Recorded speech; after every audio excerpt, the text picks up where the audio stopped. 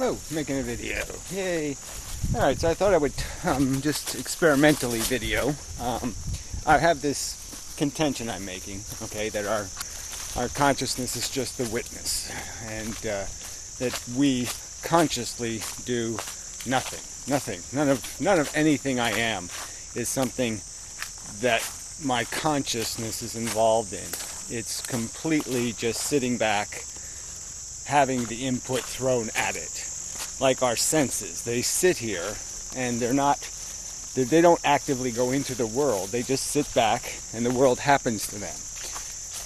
They don't do anything. And whatever changes take place in them, happens without your conscious involvement. It's like I just focused on the camera. I see the camera, where usually I can, the camera's not what I'm looking at, I'm not my focus. My focus is not being controlled by my consciousness. My consciousness isn't saying, focus on the camera. It just happens that the camera is something I see now, where I didn't see it before, where it wasn't,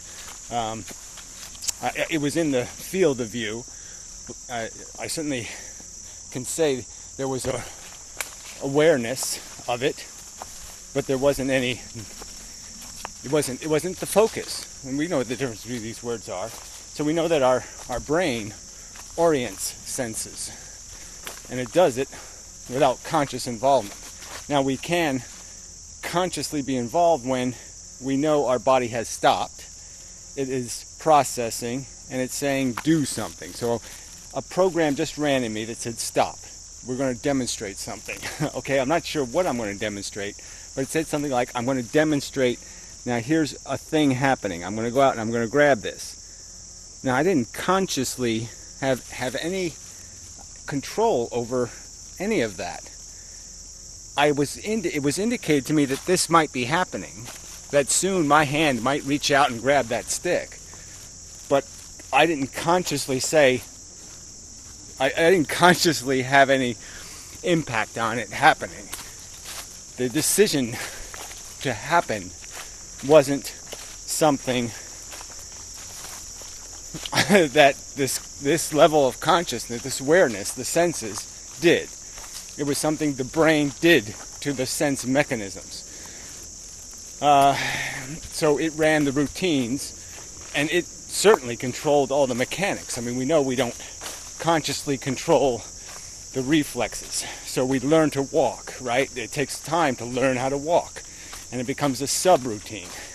And so then when it's time to walk, the brain just obviously, I think it can be acknowledged, obviously, it just runs this reliable, efficient program. I've described this efficiency before, but that's the whole point of a subroutine, is to take the noise out to create a highly efficient physical mechanism of action and reaction that can be reliably run, and it will work. It will, in a very efficient manner, handle the physical function. So like when you learn how to juggle, or you learn a professional sports skill, it takes practice to get the error out of your subroutines until your subroutines are highly efficient at moderating the inputs and the outputs, and reacting to them in a highly efficient manner with almost no processing whatsoever, no evaluation.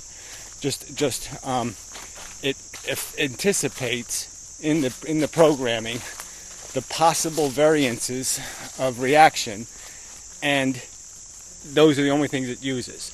So if something does happen outside the range of the usual, or the wind blows, or something, you might not be able to handle it because it's outside the range of that program. Unless you've practiced in the wind, obviously.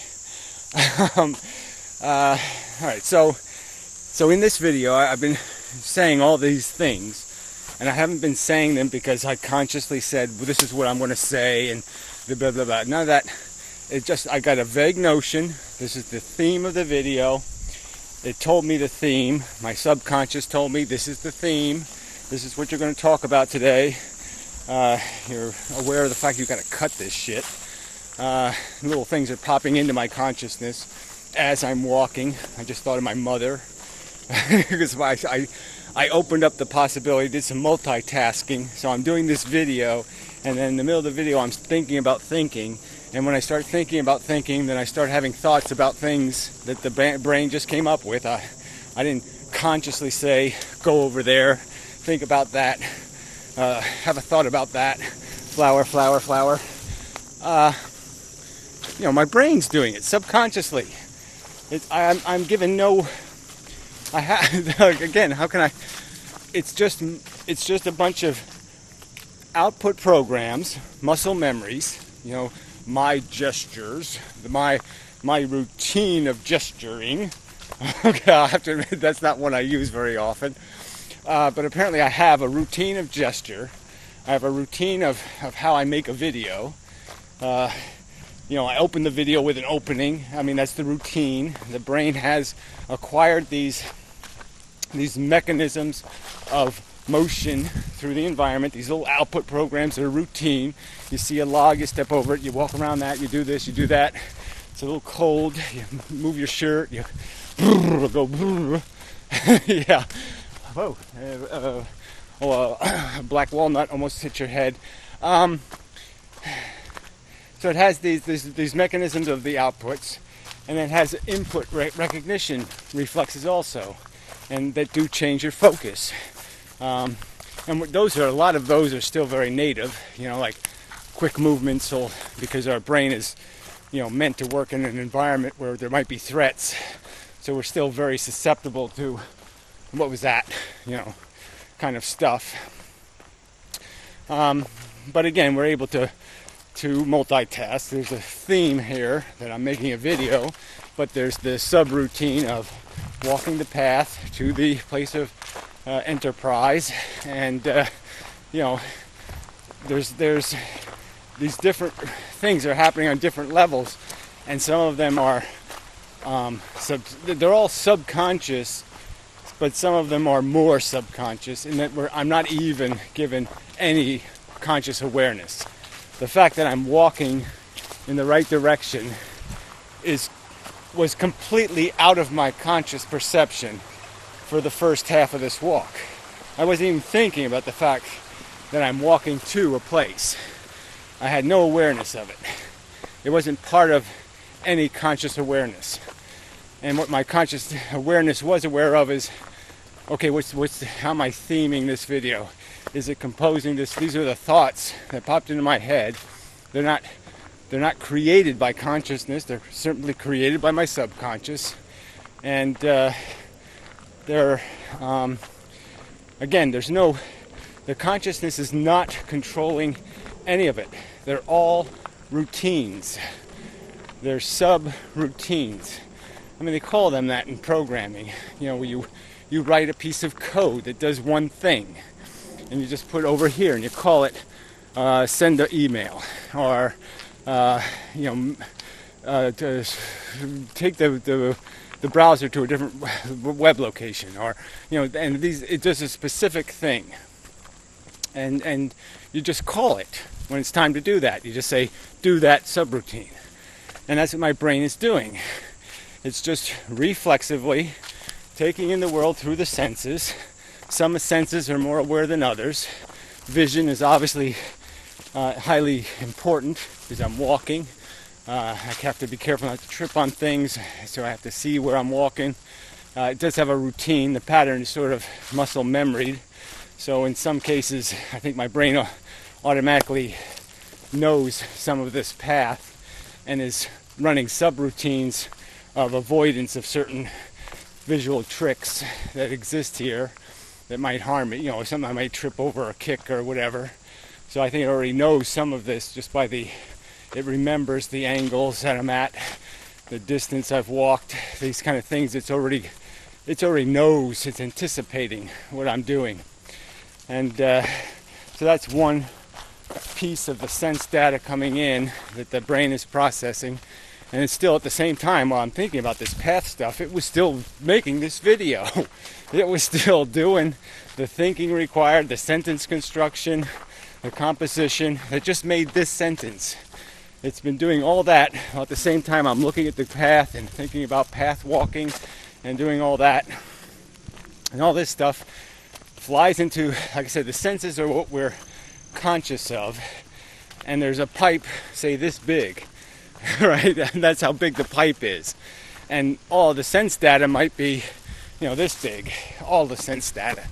So obviously what gets into consciousness is somewhat filtered and limited. So there is clearly, we feel it. When we're sitting here, we see the seeing come right into our brain, right into our consciousness. But the truth is, the seeing comes in and our brain bounces it into consciousness. All right? And it has to bounce it into consciousness through a narrow pipe. All the sense data is coming in big bulk amounts. Right. And subconsciously, crazy fucker, you're gonna bust your nuts. Impotent man. Yeah. Yeah. Anyway, on your right. I mean, I don't even know how that's going to help me. I'm standing here. Some guy all of a sudden says, "On your right." What? I have to figure out what side. Okay, right is over here. He's coming at my right, or I should jump to my right. I mean, if I would have jumped to my right, I would have jumped right into him. I mean, you should just say, "Move left," or something more clear. Anyway, more that my brain would have to do less processing, and so I would know, get the fuck out of the way, instead of on your right, which my brain has to process. And it takes more time, and therefore I don't reflexive react. But again, all subconscious. Where was I? So there's a ton of sense data coming in rawly, and our brain processes that, and out of it creates a focus, and the focus is what gets into consciousness. And so when we're not too visually distracted, we're not too sensually distracted, like we got a bellyache or a broken toe or some other bullshit, then our brain will fill the void with thoughts and ideas, and it'll show you some of the thinking it's doing, some of the stuff it's doing subconsciously, maybe all the time. It'll let you see some of it. Yeah. And you'll daydream, and you'll have meanderings of theme. And again, as the brain has changed the focus, it's put now saying, let's do some thinking. And so it starts running programs that run stimulus inside your brain. And so now, instead of reacting with subroutines that are hard written, you're reacting with subroutines that are a little softer, that have to do with word definitions, concepts like dog, dogs, variances, plurals, big picture context, little picture context, man walking on path by stream, planet hurling through space in the cosmos. It's running, but these are all also just reflexive subroutines. You have a subroutine for every word. You have a subroutines that are for even some sentences have been turned into subroutines of their own, like the two words "look out." You don't think of them as words like "look" and "out," whatever an "out" would be. You think of it as its phrase, "look out." So a lot of short sentences, "I think, therefore I am," might have subroutines tied that they're already written for. The sentence isn't about "I think, therefore I am."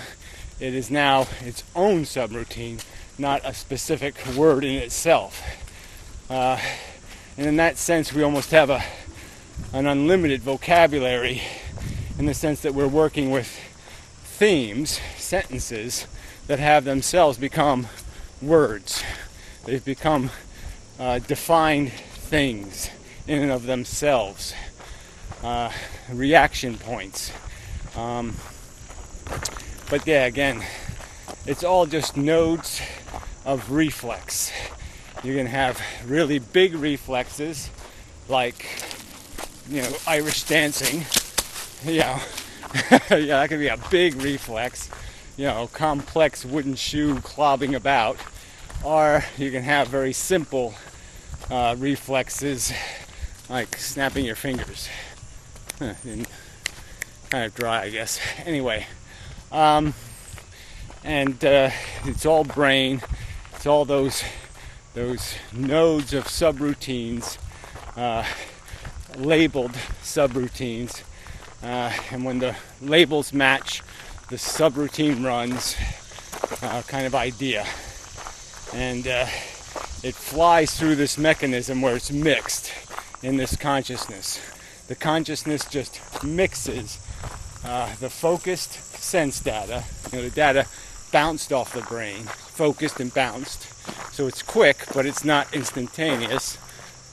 And the nuanced added value of the subroutines labeled based on what has been recognized subconsciously as important. Again, these reflexes are outside of awareness in most cases. Something moves over there and I go, whoa! I see it, I move, I react. Consciousness is irrelevant. I become aware of the fact that I have turned, looked, and became focused. And none of it was at any conscious direction. Yeah. So I think if you look inside yourself, if you analyze what's happening to you moment to moment to moment to moment, you can see there's nothing consciousness is doing except receiving the noise, the energy coming from these reflexive reactions of your brain. Your brain shoves this stuff into your awareness. It just slides it like cards in front of you, constantly dropping this stuff in. And the fact that you feel the continuity sometimes, you say, well, yes, those things match and those things don't match, is just another card. The sensation of the fact that it seems to make sense and therefore you think your consciousness is doing it is just another one of the cards. It's just one of the perceptions written by your subconscious that it puts into you, making you think you're consciously doing something when you're not. So anyway, looks like potentially a lovely day and such. Anyway, let's see if I can feel lovely. Yeah, I'm so pretty. No, I am pretty, but I feel ugly. The pool still has a little haze to it. The filter's only on 6 hours a day, especially this time of year. Economical savings and such. And it's, hard to keep things pristine in that environment. But it is kind of nice, though. Lovely. Lovely place to work. And such. Anyway, till next time.